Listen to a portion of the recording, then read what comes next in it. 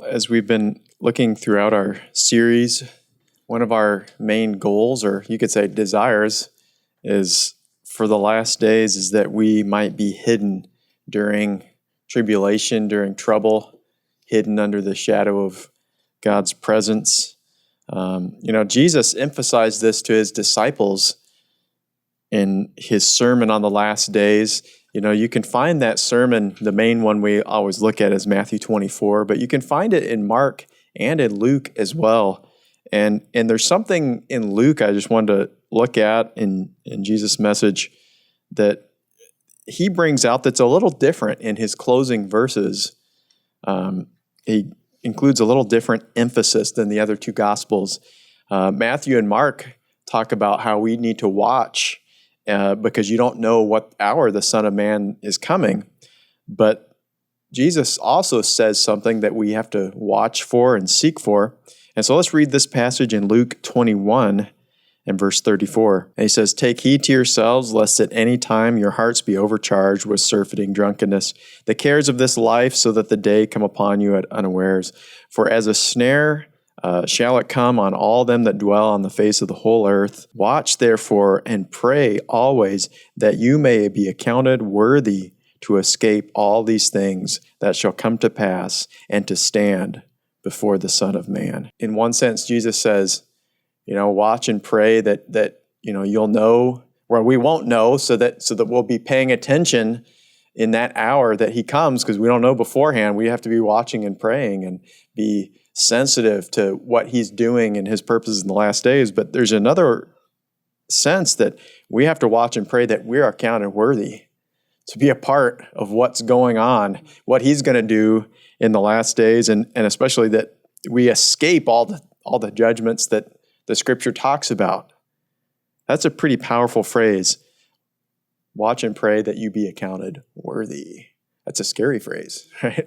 That means there are some people that, maybe they're not accounted worthy because they're not watching, they're not paying attention. They're living life as Israel did at times in their history by doing whatever was right in their own eyes.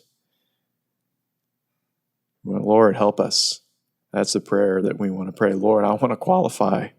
I want to be accounted worthy.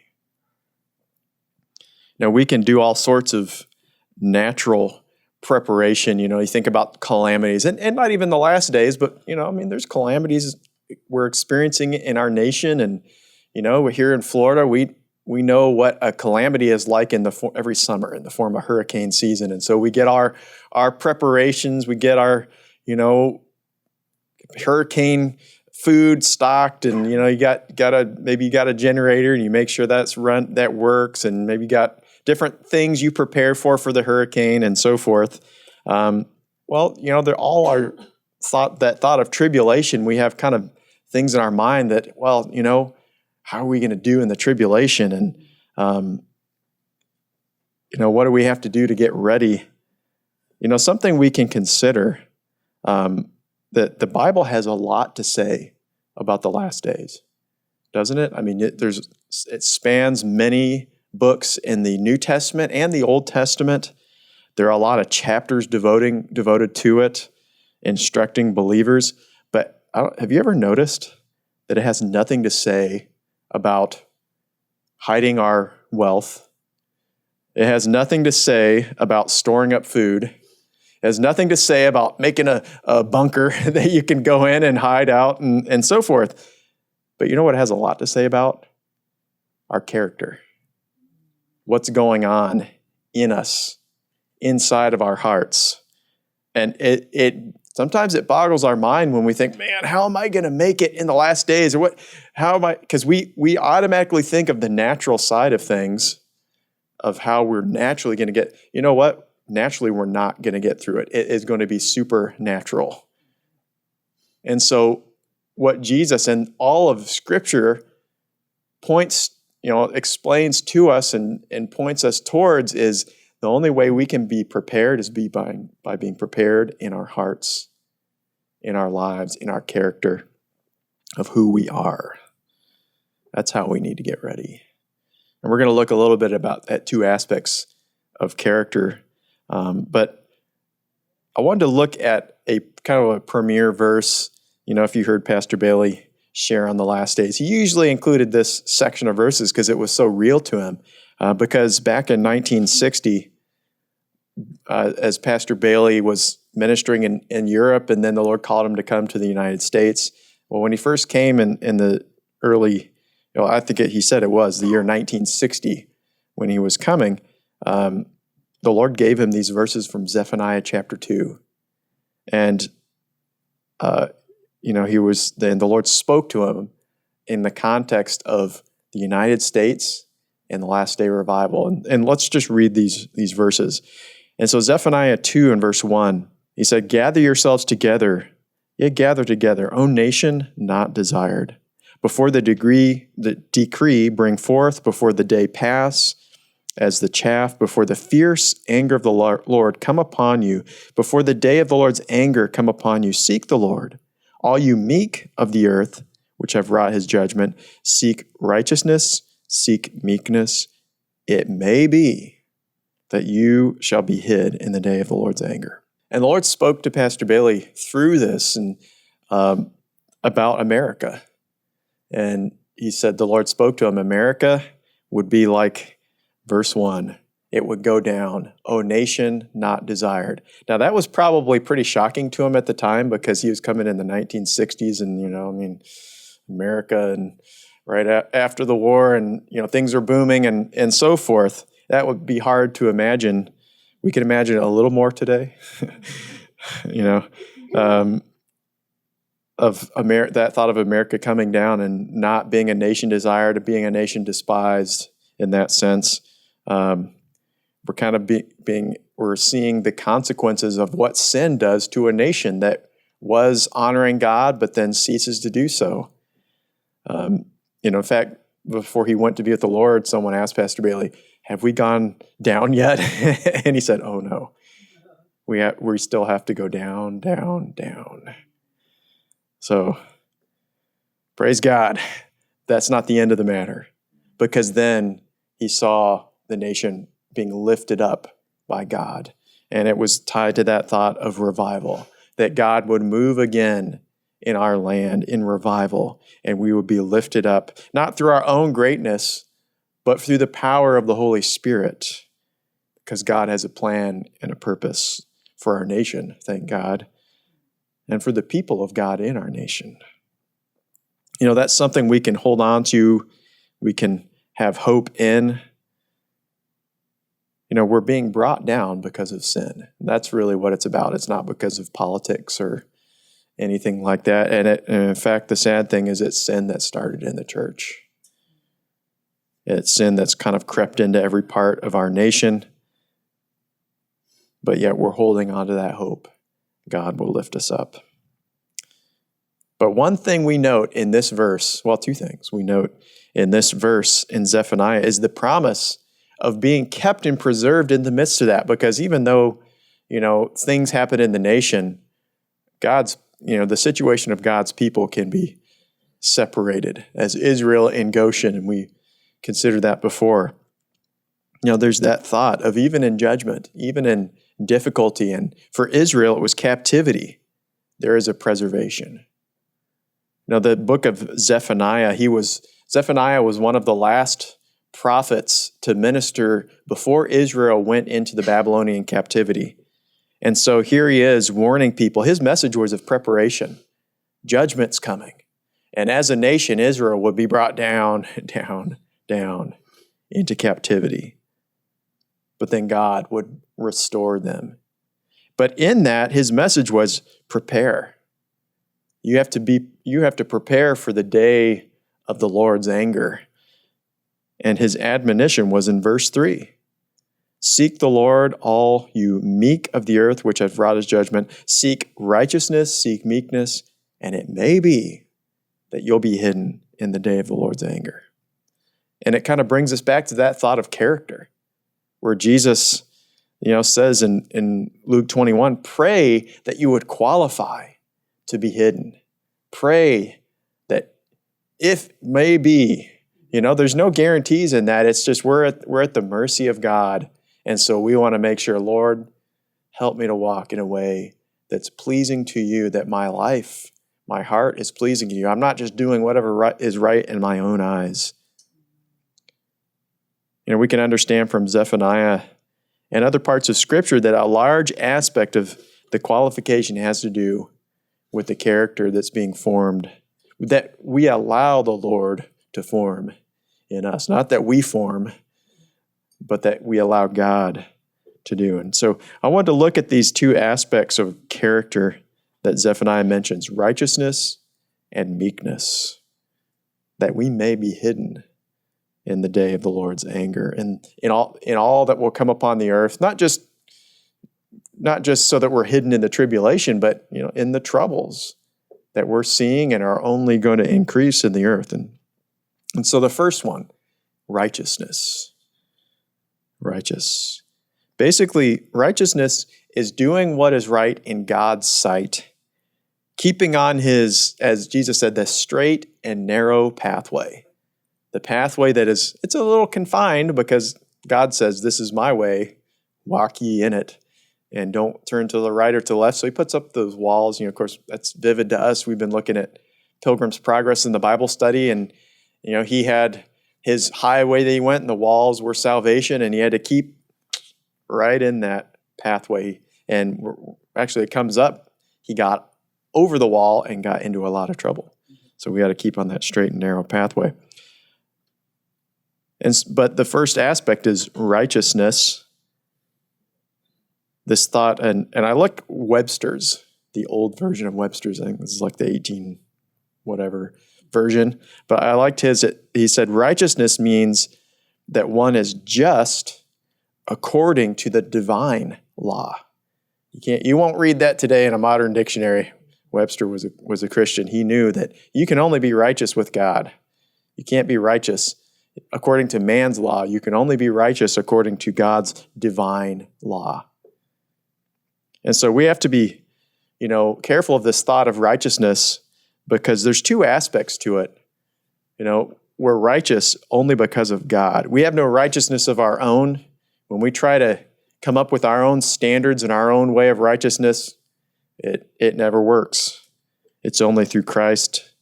Paul said in Romans 3 and verse 10, there is none righteous, no, not a single one. There's not a single human being on this earth that is righteous in that sense, because there's only one way of righteousness, and that is Christ's. There's none that understands. There's none that seeks God on his own. It's only through Christ. Also, Isaiah 64 and verse 6. We are all as an unclean thing. All our righteousness is as filthy rags compared to God's righteousness. There might be people that are good, that have a sense of right and wrong, but if they don't know Christ, their righteousness is as filthy rags compared to his, because it's their own righteousness.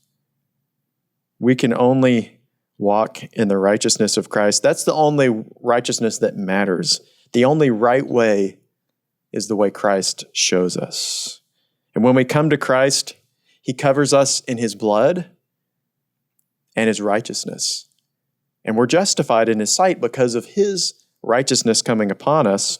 And so that's the concept. Some people say, don't be, coming up with your own form of right, being righteous is coming up with your own form. No, we're talking about walking in the righteousness of Christ, taking his righteousness upon us.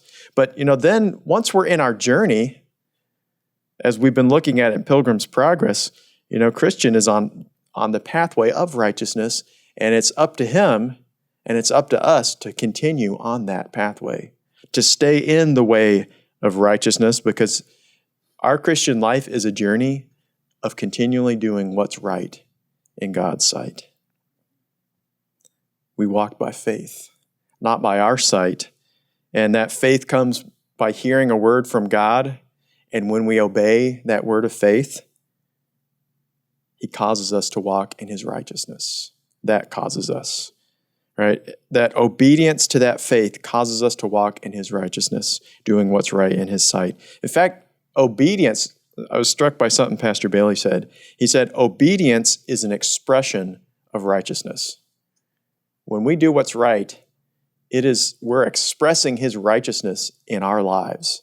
That's how we can, be righteous before God. There's the righteousness of Christ that we did zero in that sense. We came to him and he gave us his righteousness, but now we're walking in his righteousness, and we can express that in our life by obedience, obeying the truth. Romans 1:17 says, "For herein is the righteousness of God revealed from faith to faith, as it is written, the just shall live by faith." When we hear a word from God and we obey that, righteousness shines forth from our lives. Each time we make a right decision, as we obey his words of faith, righteousness is developed.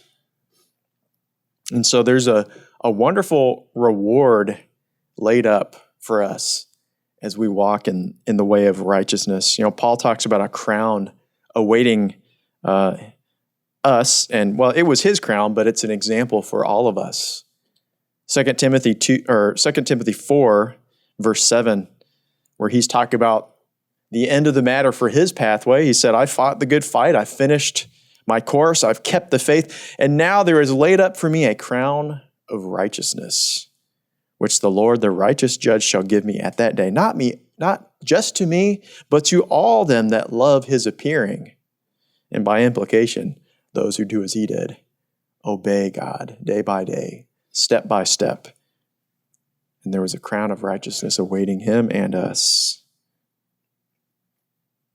And even though it's the righteousness of Christ that we need to develop, there's an aspect we understand that it must be developed in our lives.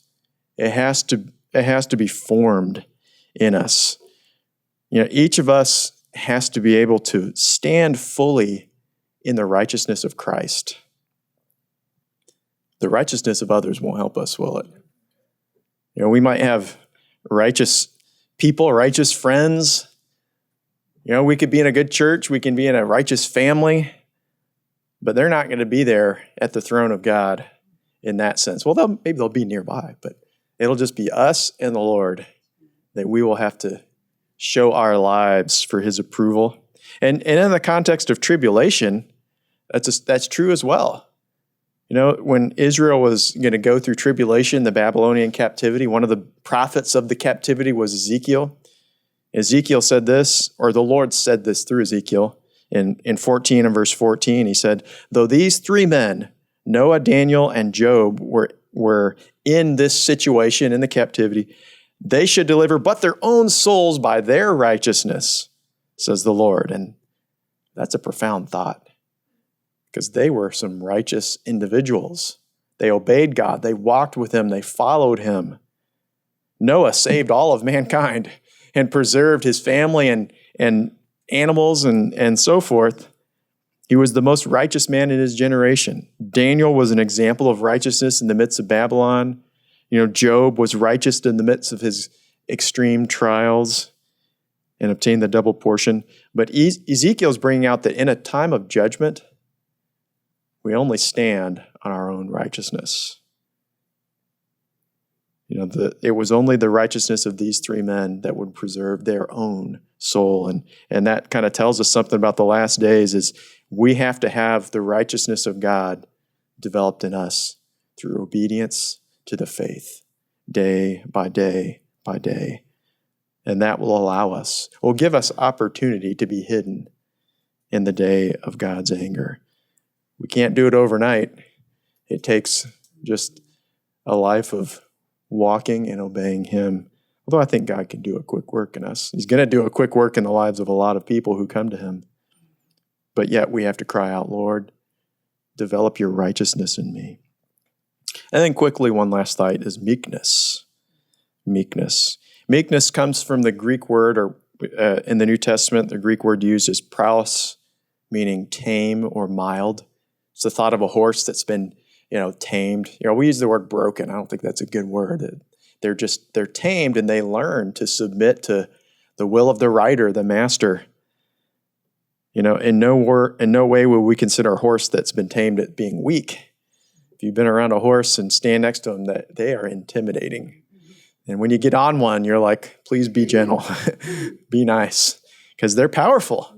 And hopefully they're tame. If they're not tame, then you're in trouble. You get on a horse that's not meek, they cause a lot of destruction. And so the Lord is saying, I want you to be a useful horse, so to speak, or animal, creature, a part of his creation, and the only way that we can be useful is by being tame and submitted to him, which is meekness. Jesus is meek.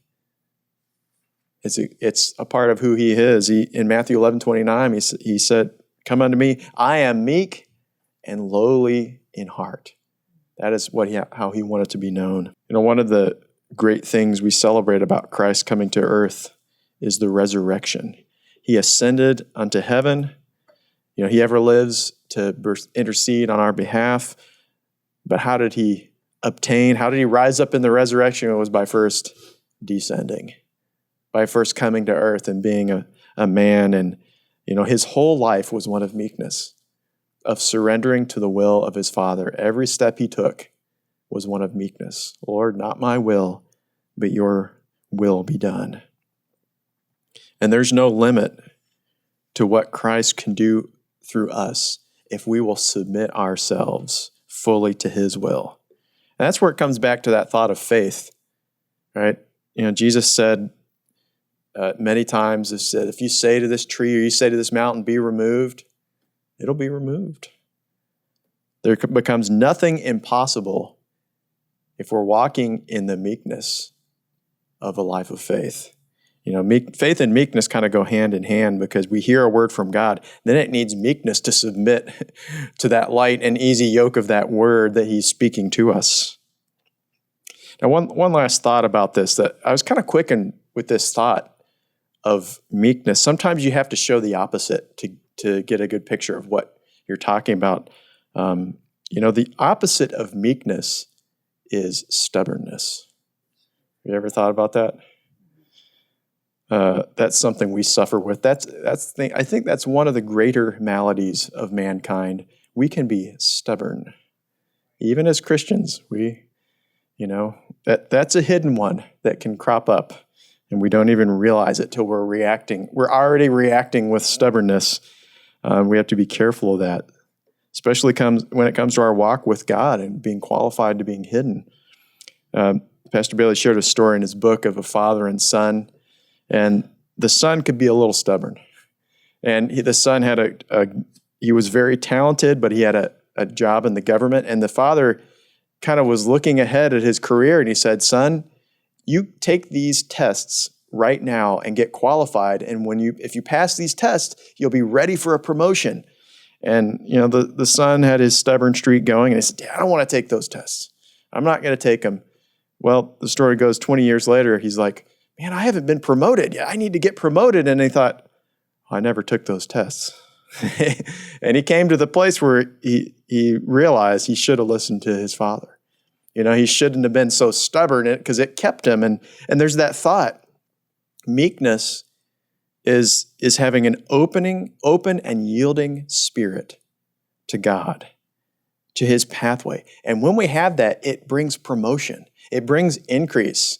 It brings furtherance. It removes obstacles so we can go on with God. But stubbornness, what's a picture of stubbornness? It just stops us, right? And when you think of stubborn, don't you instantly get a picture of someone trying to drag a mule or a donkey along a pathway? And you think of them, they got the reins, and as soon as, it's almost like instinct, as soon as now I've never had a donkey, I've never ridden one or anything, I just seen them on TV. So, but someone grabs it, and it's almost like instinct. Even if they want to go that way, someone's pulling them, so they just dig their hooves in, and you're not pulling me. The donkey usually wins, unless you're stronger than a donkey. But there'd have to be a little guy. It becomes a tug of war match, and the donkey wins, which is kind of scary. When it thinks of stubbornness, when it relates to our pathway, it's a terrible and scary thing, because if we get in a tug of war match with God, we don't want to win. We want to lose. But how often have we won that tug of war match with God because we were stubborn and we resisted what And it could have been with someone else. And because, here's another one of our problems. Because it's not a divine word from heaven, God didn't open the sky and write in it for what us to do. That usually bypasses our stubbornness because it's like, I better do that or I'm in trouble. But maybe God speaks through someone else, and because someone's suggesting something we do, we dig our heels in. I don't want to do that. You're telling me what to do. Lord, help us. Because there's no winners when we get into that tug-of-war match with stubbornness. But meekness opens the door. It clears the way. It allows us to go forward.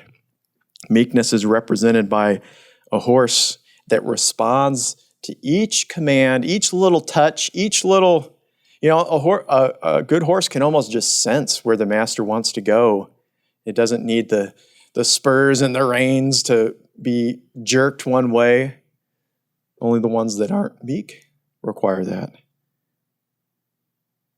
But meekness is that wonderful picture of someone who can be led and who can respond. It's like that beautiful picture of Revelation 14, that group in heaven upon Mount Zion. And one part of why they're there is that they were those who followed the Lamb wherever he led them. And that means they are meek. They responded in meekness whenever he gave a gentle touch, or it's God's merciful. Sometimes he'll tell us multiple times, it needs to get through. But we need meekness because God is going to lead us in a day, and we cannot afford to play tug of war with him. Lord, deliver us from our stubborn human spirits. Make us meek, we pray. And so there's this awesome thought I want to leave us with, that in the last days we have to qualify to be hidden. Lord, help us to qualify. Jesus said, pray that you may be accounted worthy to escape. And how can we pray and how can we be found worthy? By developing the character of Christ that he's looking for. Lord, help us to develop righteousness. Make us those who will do what is right in your sight. Each time we hear a word of faith and we obey it, and we're established in the way of righteousness, and we become like the just who live from faith to faith to faith. And Lord, put your meekness within me, within us. Lord, help us to be sensitive and to submit to your leading, not to be like the horse or the mule that have to get yanked along with the bit and the bridle. Another example is like the sheep. The sheep doesn't even need the bridle, which is nice. They just respond to the voice of the master, to his touch. And if we develop these qualities, it may be that we will be hidden in the day of the Lord's anger.